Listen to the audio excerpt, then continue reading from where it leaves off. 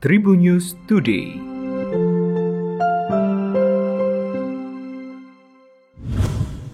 Tribuners berjumpa kembali bersama Hakim di Tribun News Today, dan Hakim akan berbagi informasi menarik hari ini, mulai dari informasi nasional, regional, selebritis, dan juga olahraga.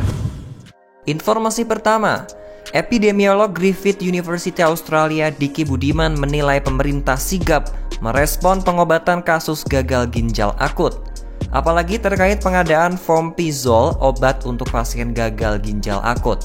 Namun dalam konteks pelayanan publik perlu didukung dengan penyelenggaraan secara good governance. Menurut Diki, pemerintah perlu menetapkan status kejadian luar biasa supaya pendanaan dan segala aktivitas untuk mencegah bertambahnya korban ada dalam naungan yang legal, mendukung, dan juga memudahkan.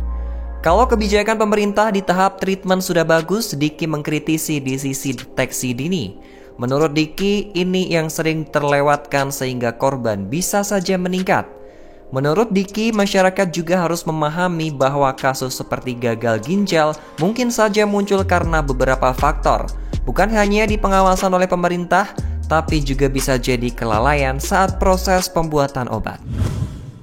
Informasi kedua, Yopi Pranata 28 tahun, korban sampan bermotor yang tenggelam di Sungai Kapuas, Kecamatan Sungai Raya, Kabupaten Kuburai, Kalimantan Barat, belum ditemukan pada Jumat 28 Oktober.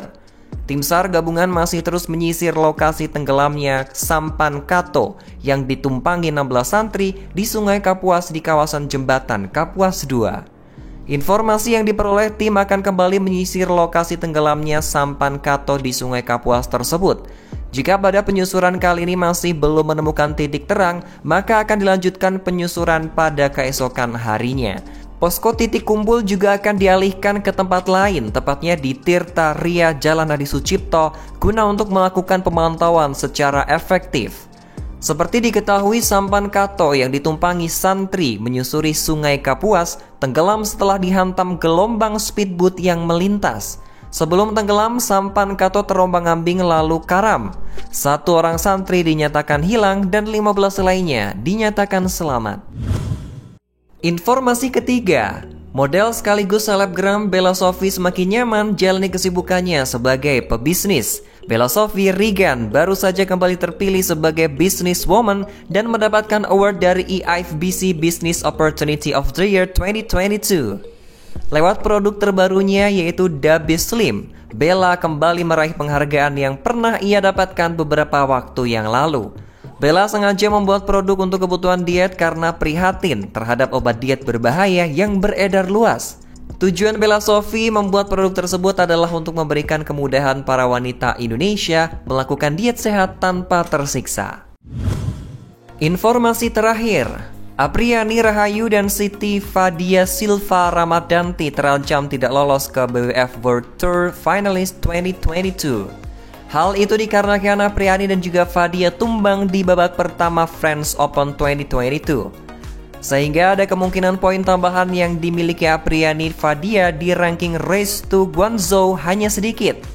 Selain itu, setelah French Open 2022, Apriani dan Fadia tidak memiliki agenda turnamen selanjutnya. Padahal masih ada Hilo Open 2022 dan juga Australia Open 2022. Namun pasangan anyar ini tidak mengikuti 2 turnamen tersebut. Alhasil ada kemungkinan besar ranking Apriani Fadia di Race to Guangzhou bakal tersodok oleh pasangan lainnya. Hal itu juga akan ada faktor para rival Apriani Fadia yang juga mentas di Hilo dan juga Australia.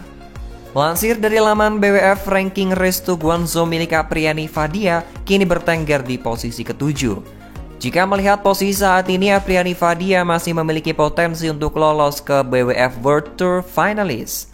Namun setelah French Open 2022 rampung, ada kemungkinan posisi Apriani Fadia mulai melorot, sehingga besar kemungkinan mereka tidak lolos ke BWF World Tour Finalist.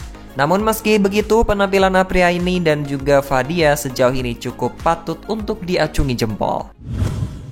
Demikian 4 informasi terupdate hari ini, dan jangan lupa untuk terus mendengarkan Tribun News Today hanya di Spotify, Tribun News Podcast, dan juga YouTube tribunnews.com. Saya Hakim pamit, salam sehat untuk semua, sampai jumpa dan selamat berakhir pekan. Tribun News Today.